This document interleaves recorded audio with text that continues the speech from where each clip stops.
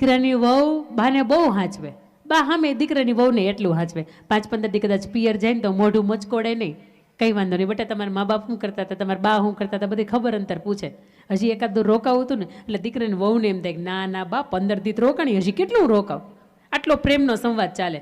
સમય એવો આવ્યો કે જે સાસુ હતા ને એ ગઢા સાસુ બની ગયા.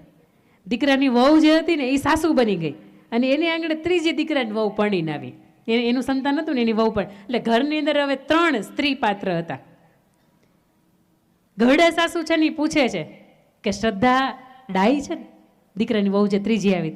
હા બા બહુ ડાઈ છે. સાસુ વહુનો હવે ગઢા સાસુ વહુ થઈ ગયા છે ને એનો સંવાદ ચાલે છે. કઈ આગરી છે? હા બા કઈ આગરી છે? તાર દીકરાને ગમે એવી છે? હા બા એ એવી જ છે હો, એવી રૂપાળી ને એવી હારી લાગે ને, બોલતી હોય તો આપણને એમ લાગે મોતી જરે જ એવી હારી લાગે છે. એટલે ગઢા સાસુ પૂછે છે તને લાગે છે આમ એમ કંઈક ખામી હોય એવું? અને ત્યારે સાસુબા હોય ને બની ગયા હોય ને એ એવું કે મને એમ લાગે થોડીક મોડી છે દાદા, થોડીક મોડી છે.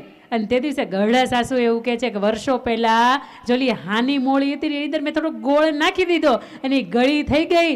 એમ તારી જવાબદારીમાં આવે છે કે શ્રદ્ધા મોળી છે ને તો એની જવાબદારી તારી છે કે એની થોડીક તારી મીઠી કરી દેવાની છે. કારણ કે હવે એનું નામ, એનું ગામ, એનું ગોત્ર, એનું કુળ, એની અટક, એનું સરનામું બધું છોડીને આવી છે ને તો એકમાત્ર તારા ભરોસે, તારા દીકરાના ભરોસે હાલી આવી છે, એને હાચવાની જવાબદારી તારી છે. અહીંથી તમે મને નાનું એવું એક વૃક્ષ આપો ને ભેટની અંદર, તો એ વૃક્ષને મારા ઘરની અંદર હું રોપું ને તો એની માટી બદલે, એનું પાણી બદલે, એનો સૂર્યપ્રકાશ બદલે, એનું ખાતર બદલે, એટલે 2 દિવસ મુરઝાઈ જાય પણ એને પ્રોપર સૂર્યપ્રકાશ મળે, એને પ્રેમનું પાણી મળે, એને યોગ્ય હૂંફનું ખાતર મળે ને તો સાહેબ એ છોડ એટલો બધો મોટો વટવૃક્ષ થાય ને કે તમને પાકા ફળે આપે અને ટાઢો છાંયો આપે.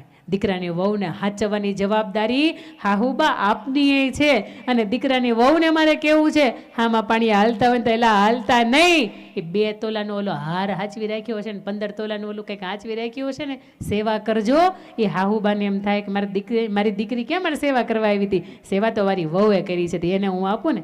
અને સાસુ વહુનો છેલ્લો પ્રસંગ મારા જીવનનો તમને કહો. તમને એમ થાય કે બેન બહુ વાતું કરે, એના જીવનની અંદર રહેતા હશે, આટલા બધા બોલકા છે એને હાહુને કંઈ સાંભળતા હશે, એને હાહુને સંભળાઈ નહીં દેતા હોય. પણ મારા જીવનનો એક છેલ્લો પ્રસંગ મારે તમને કહેવો છે, પછી મારે અહીંથી તમને વિદાય લેવી છે. 2019નો એક સમય કે 2019ની અંદર એક શાળાની અંદર અકાઉન્ટન્ટ તરીકે, મારું MBA ફાઇનાન્સ છે એટલે અકાઉન્ટન્ટ તરીકે હું જોબ કરતી હતી. મારો 23,000 રૂપિયા 2019ની અંદર પગાર હતો. અને આ સમયગાળાની અંદર અમે ઘરની અંદર 5-6 વ્યક્તિઓ બધા નોકરી કરે, સવારથી લઈને સાંજ સુધીમાં. બા મારા સાસુબા અને ઘરે કામવાળા બેન આખો દિવસ એકલા હોય. હું બપોરે 4 વાગે 5 વાગે આવી જાઉં. સાસુબા રોજ સમય એવો હોય કે હું રોજ આવું ને એટલે સોફે બેઠા હોય, આમ મૂરઝાઈ ગયા હોય ને એવા. બા મજા નથી? મજા છે બેટા? તબિયત પાણી બરોબર નથી? બેટા બરોબર છે. તમે કેમ આમ રોજ હું થોડા દિવસથી જોઉં છું તો આમ તમને બીમાર હોય એવું લાગે છે, આમ મૂરઝાઈ ગયા હોય એવું લાગે છે. તે દિવસે સાસુબા મને એવું કહે છે કે બેટા આ 11નો થાંભલો હોય ને, ઓલો તાર હોય ને, તાર ત્યાં વરસાદ વરસો હોય ને તો એમાં ટીપા હોય ને એ બાજી ગયા હોય. તે દિવસે ચોમાસાનો સમય હતો. એણે મને બારીની બહાર બતાવ્યું કે બેટા ઓલા લટકતા ટીપા છે ને એની જેવી મારી હાલત થઈ ગઈ છે. ઉપર એ નથી જઈ શકતી, નીચે નથી આવી શકતી, લટકા કરવાનું.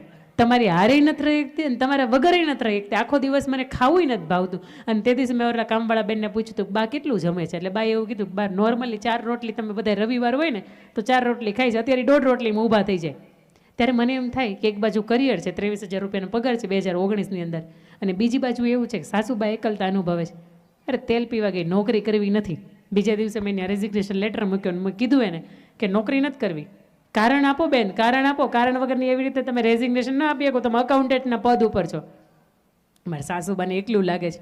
એ 5-7 ટ્રસ્ટીઓ હતા ને બધા હસતા હતા. બેન આ દરેક ઘરનો સવાલ હોય, ઘર કી કહાની બધા એમાં આવું જ હોય. પણ છતાંય તમે તમારા કરિયરની અંદર આગળ હોય, તમે આવા રીઝનથી તમે છોડી ન શકો. પ્રેગ્નન્સી હોય કે કોઈ મેડિકલ ઇસ્યુ હોય કે આવા બધા કારણોથી તમે આવી નોકરી છોડી શકો. આવી રીતે તો છોડાય નહીં. તો મેં કહ્યું કે તમે મને એવું કરો, 9 થી 5નો સમય છે ને હું 8:30 આવીશ, 5:30 જઈશ. મને તમે બપોરનો 1 કલાક તમે એવું આપો કે મારા ઘરે જઈ શકું, જમી શકું અને મારા સાસુબાને જમાડી શકું. એ લોકોએ મને અલાઉ કર્યું. રોજ 1 કલાક 10 મિનિટનો સ્કૂલનો રસ્તો થાય, 10 મિનિટ આવવાનો, 10 મિનિટ જવાનો. બાકીની 40 મિનિટની અંદર 20 મિનિટ જવા આવવાની થાય. બાકીની 40 મિનિટની અંદર સાસુબાને ગરમા ગરમ રોટલી હું બનાવું ને 2 જમે. 1.5 રોટલીમાંથી 2 આવ્યા, 2.5 આવ્યા, 3 આવ્યા, 3.5 આવ્યા. એ 4 રોટલી ખાતા થઈ ગયા ને પછી મને આત્મસંતોષ થયો કે નહીં હાલો મારો રોજનો 1 કલાકનું ટ્રાવેલિંગ થાય છે પણ વસૂલ છે.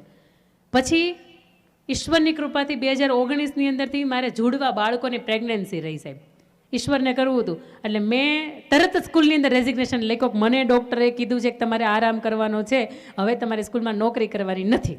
તમે સમજો, સ્કૂલવાળાએ મને સ્પેશિયલ વાન કરાવી દીધી કે તમને આ વાન તમને સ્કૂલમાંથી લઈ જાય અને તમને ઘરે મૂકી જાય, તમારે કોઈ જાતની એક્ટિવા ઉપર આવવાનું નથી. હજી 1 મહિનો કાઢ્યો અને પછી ડૉક્ટરે ખરા અર્થની અંદર આરામ કીધો, જેના કારણે મારે અને 2019ની અંદર તમે જુઓ છેલ્લે ઓલમોસ્ટ માર્ચની આસપાસ કોરોનાએ હતો જ તે. એ સમયગાળાની અંદર રિસ્કી હતું અને નક્કી કરીને આવી કે આજથી હવે નોકરી નથી કરવાની. એ મહિનાનો પગાર પૂરો કરીને ઘરે આવીને મેં હાહુબાના વાલ કર્યો અને મેં કીધું બા આજથી હવે 2 જોડવા બાળકો છે ને એને હાચવવાની અને તમારી યાર રહેવાની, બસ આના સિવાય મારે કોઈ જિંદગીનું લક્ષ્ય નથી. મારે હવે નોકરી કરવી નથી, બહુ કરી પણ તમને એકલા રાખીને મને અંદરથી એમ નથી થતું કે મારે 23,000 મહત્વના છે એમ. હવે 2 બાળકોને હાચવીશ ને તમને હાચવીશ, બસ આનાથી વિશેષ મારું જીવન નથી. અને ઈશ્વરની કૃપા છે કે કાંઈ ઘટતું નથી. અને તે દિવસે એ સાસુબાઈ આ એ જ માથું છે કે માથા ઉપર હાથ રાખીને એમ કીધું હતું બેટા તે 23,000 છોડ્યા છે ને, એક સમય એવો આવશે કે તું લાખ કમાતી હશ મહિનાના. તેથી મને એમ થતું હતું કે હાહુભાઈ આશીર્વાદ તો બહુ મોટા આપી દીધા હતા પણ લાખ કમાવાય તો અઘરા છે. મારા યશભાઈ ક્યાં બેઠા છે? ભાઈ આજે લાખ આરામથી કમાઈ છે. આ ઈશ્વરના મા બાપના આશીર્વાદ છે. આ મારી કોઈ મહેનત નથી. મા બાપના એક વખત આશીર્વાદ તમને લાગી જાય ને સાહેબ, તમારા જીવનના લેખ હોય ને મેખ લાગી જાય. કોઈ સદગુરુના તમને આશીર્વાદ મળી જાય ને સાહેબ, તો જીવનની અંદર તમારા લેખ હોય ને એ ભૂસાઈને મેખ લાગી જાય. ને તમારા સંઘર્ષ એવો જોરદારનો હોય કે જેની અંદર તમે રાત દિવસ તનતોડ મહેનત કરીને ભેગું કરો છો. આ 60 વર્ષે જેટલા પણ દાદા ધંધાની યારે જોડાયેલા છે ને, એક વખત એને પૂછજો છે જિંદગીની અંદર ભેગ કેટલો દીધો છે, એ તમને કહેશે. અને છેલ્લી વાત મારે તમને કરવી છે, ઘરને આંગણે મા બાપ એટલે એક એવા જીવતા જાગતા ભગવાન છે કે જેની સામે બોલવાનું ન હોય, બસ માત્ર એના ખોળામાં માથું રાખીને સૂઈ જવાનું. સાહેબ દુનિયાના મોટામાં મોટા ટેન્શન હોય ને એના ખોળામાં વયા જાય. કારણ કે લંકા જીતા પછી લક્ષ્મણે એવું કીધું કે લંકા હોનાની છે, તમે જોવો જ ખરા, ટાઢકે એટલી છે. આ હોનું ટાઢું કેટલું હોય, એક વખત આ રોકાઈ જવાય. અને તે દિવસે પ્રભુ શ્રી રામે એવું કીધું હતું કે લક્ષ્મણ, જે ટાઢક હિમાલયમાં નથી, જે ટાઢક એ લંકામાં નથી, એ ટાઢક મારી માં કૌશલ્યની ગોદની અંદર ચાલ માણવી હોય ને તો આપણે જઈએ. સાહેબ રામે તમને મને એમ કહે છે કે માના ખોળાની અંદર જે ટાઢક છે ને એ ટાઢક અદ્ભુત છે.